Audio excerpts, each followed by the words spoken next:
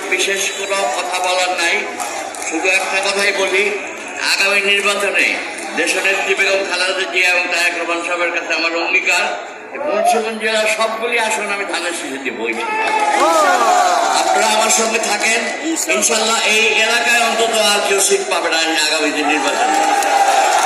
তবে আমরা সুস্থ থাকি, ভালো থাকি।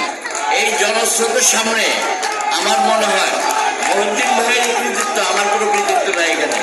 এখানে মহিউদ্দিন ভাইয়ের কৃতিত্ব, উনি আজকের এই আয়োজন করছেন, আমি ওনার সঙ্গে সহযোগিতা করছি। সেই সঙ্গে আমাদের ডিস্ট্রিক্টের যে কমিটি, তারাও আমার সঙ্গে সহযোগিতা করছে। আমি এই ধানের শীষটা মহিউদ্দিন ভাইয়ের হাতে দিয়ে গেলাম। সবাই ভালো থাকেন, সুস্থ থাকেন। এই অঞ্চলে ইনশাল্লাহ আগামী দিনে কোনো অন্যায় কোনো কাজ হবে না, আপনাদের বলে দিতে পারি। সবাই ভালো থাকেন, সুস্থ থাকেন। ধন্যবাদ সবাইকে। আসসালামু আলাইকুম।